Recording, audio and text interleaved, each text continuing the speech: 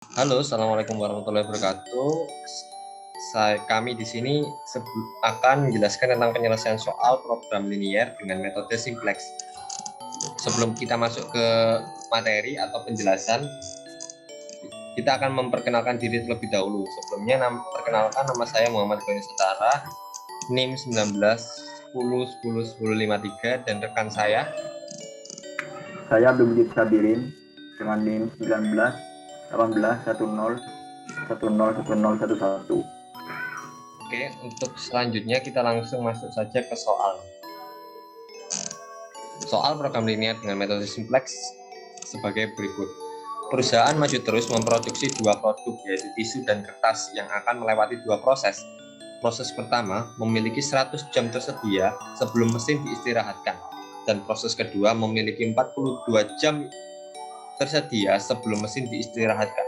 Setiap produk membutuhkan waktu pengerjaan 10 jam pada proses pertama, sedangkan pada proses kedua, untuk tisu membutuhkan 7 jam sebelum siap dijual, dan kertas membutuhkan waktu 3 jam sebelum siap dijual. Keuntungan untuk berjualan produk tisu adalah Rp600 per pack, dan keuntungan untuk berjualan produk kertas adalah Rp400 per pack. Rumuskan model pemrograman linier untuk masalah ini dan selesaikan dengan menggunakan metode simplex untuk mendapatkan keuntungan yang optimal. Jadi di soal ini kita akan mencari keuntungan yang optimal. Lanjut, sebelum masuk ke dalam jawaban, kita harus mengetahui dulu mana variabel keputusannya. Dari soal yang telah dibaca oleh saya dan Mujib, maka variabel keputusannya kita ambil yaitu X1 dan X2. X1 untuk jumlah tisu yang diproduksi dalam satuan package, dan X2 jumlah kertas yang diproduksi dalam satuan package. Sebelum masuk ke fungsi kendala, kita rumuskan dulu pada tabel biar mudah dipahami. Untuk proses pertama, waktu yang dibutuhkan tisu per pack dalam produksi yaitu 10 jam, dan kertas adalah 10 jam. Bisa dilihat di soal, yaitu setiap produk membutuhkan waktu pengerjaan 10 jam pada proses pertama. Jadi untuk tisu dan kertas sama-sama membutuhkan waktu 10 jam. Pada proses pertama, mesin hanya mampu memiliki batas waktu operasional yaitu 100 jam, karena setiap 100 jam akan diistirahatkan. Maka dari itu 100 jam menjadi batas waktu operasional mesin. Proses kedua, tisu membutuhkan 7 jam, sedangkan kertas membutuhkan 3 jam. Seperti hanya di soal sudah tertulis, tisu membutuhkan 7 jam dan kertas membutuhkan 3 jam. Batas waktu operasional mesin di sini tertulis yaitu 42 jam sebelum mesin diistirahatkan.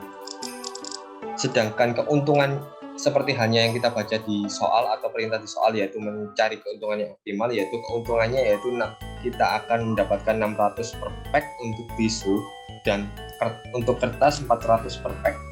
Lanjut, setelah kita membuat perumusan soal pada tabel, kita dapat membuat fungsi tujuan.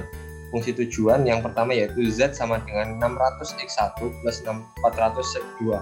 X1 sendiri seperti hanya pada penjelasan sebelumnya yaitu jumlah tisu, dan X2 sendiri adalah jumlah kertas.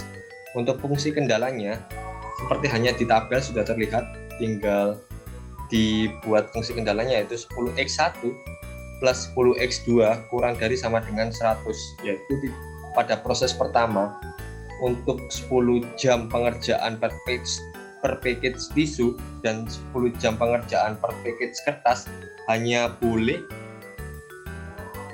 menghabiskan waktu operasional untuk mesin pertama yaitu 100 jam. Sedangkan untuk yang kedua 7 jam untuk tisu dan plus 3 jam untuk kertas hanya boleh menggunakan batas waktu operasional mesin 42 jam. Jadi fungsi kendalanya seperti ini. 10X1 plus 10X2 kurang dari sama dengan 100, 7X1 plus 3X2 kurang dari sama dengan 42. Perlu diingat karena ini produk tidak mungkin hasilnya negatif, maka dari itu ditambahkan fungsi kendala yaitu X1, X2 lebih dari sama dengan 0. Untuk selanjutnya kita harus membuat bentuk standar fungsi kendala. Karena metode simplex, maka kita tambahkan variabel slack, yaitu 10x1 plus 10x2 plus S1 kurang dari 100 dan 7x1 plus 3x2 plus S2 kurang dari 42, sehingga mengakibatkan perubahan pada fungsi tujuan menjadi Z sama dengan 600x1 plus 400x2 plus 0S1 plus 0S2. Untuk selanjutnya akan dijelaskan oleh teman saya yaitu Abdul Mujib. Silahkan. Baik, ini merupakan tabel simplex dari fungsi tujuan dan fungsi kendala tadi. Baik, untuk perkenalannya yaitu CB merupakan konstanta dari basis, CJ merupakan konstanta dari fungsi tujuan, RHS merupakan nilai kanan dari fungsi kendala, dan rasio merupakan pembagian dari RHS dengan nilai pada kolom pivot. Kemudian ZJ min CJ diperoleh dari sigma antara elemen-elemen dari kolom X1 ini dengan CB dikurangi dengan CJ-nya sendiri. Kemudian basis pada tabel pertama ini kita dapatkan yaitu hanya variabel select-nya saja. Baik, untuk menentukan kolom pivot yang pertama kita lakukan yaitu melihat ZJ min CJ mana dengan nilai terkecil. Pada tabel ini kita lihat yaitu diperoleh min 600 kan. Nah, jadi kolom pivotnya yaitu min 600. Kemudian menentukan baris pivot. Mana nih baris pivotnya? Apa itu baris pivot? Baris pivot merupakan rasio terkecil yang diperoleh. Di sini terdapat 10 dan 6. Karena 6 kurang dari 10 jadi 6 lah baris pivotnya. Perpotongan antara kedua ini yaitu baris pivot dan kolom pivot akan menghasilkan elemen pivot, yaitu didapatkan elemen pivotnya yaitu 7. Karena 7 masuk dalam kolom X1, maka 7 ini akan menjadi acuannya, yaitu kita jadikan 1, yaitu diperoleh seluruh elemen dari baris 2 dikalikan 1/7. Kemudian kolom B1, kemudian elemen-elemen dari B1-nya akan dikurangi 10 B2.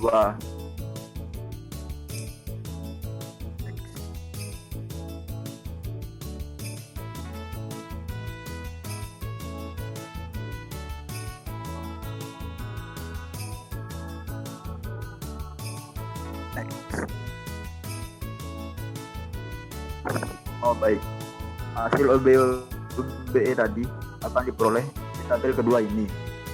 Seperti yang bisa teman-teman lihat, basis S2 tadi berubah jadi X1 dan CB-nya yaitu berubah jadi 600 dari 0 tadi. Elemen-elemen dari kolom X1 berubah menjadi 0, 1, 0 dan semuanya berubah elemen-elemennya mengikuti operasi baris elementer sebelumnya.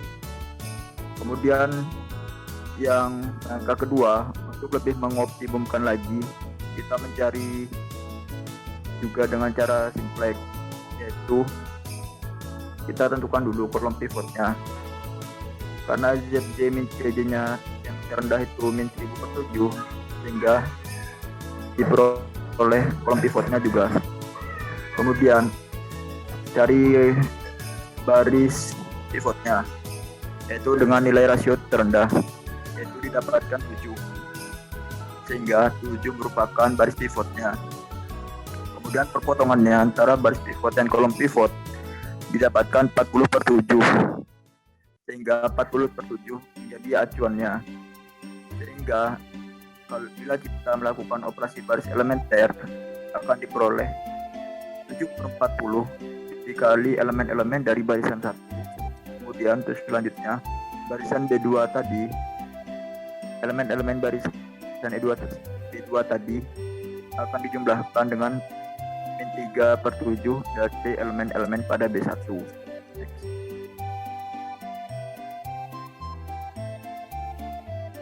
Setelah dilakukan OBE untuk kedua kalinya akan diperoleh tabel ketiga, yaitu terjadi perubahan kembali. Basis-basisnya berubah. Yang tadi X1 menjadi X2. Untuk CB-nya sendiri berubah dari 0 dan 0 jadi 400 dan 600. Karena CB-nya tidak ada yang negatif atau non negatif lebih tepatnya, sehingga proses ini sudah dianggap optimum, yaitu untuk RHS-nya sendiri tadi diperoleh dari untuk RHS-nya sendiri merupakan hasil dari OBE sebelumnya. Kemudian penjumlahan dari sigma dari RHS dan CB akan diperoleh hasilnya itu 4600, sehingga solusi-solusinya akan diperoleh S1 sama dengan S2 sama dengan 0. Kenapa 0? Karena S1 dan S2 itu ada di dalam basis. X1 akan diperoleh dengan nilainya yaitu 3, X2 dengan nilainya 7, sehingga akan diperoleh laba maksimum yaitu next, yaitu dari nilai sebelumnya akan didapatkan yaitu Z sama dengan 600 X1 plus 400 X2 plus 0 S1 plus 0 S2. 600 dikali 3 ditambah 400 dikali 7 ditambah 0 ditambah 0 akan diperoleh keuntungan maksimalnya yaitu 4600. Jadi perusahaan maju terus harus memproduksi tisu sebanyak 3 pak dan kertas sebanyak 7 pak agar mencapai keuntungan maksimal. Sekian presentasi dari kelompok kami. Kurang lebihnya mohon maaf. Wassalamualaikum warahmatullahi wabarakatuh.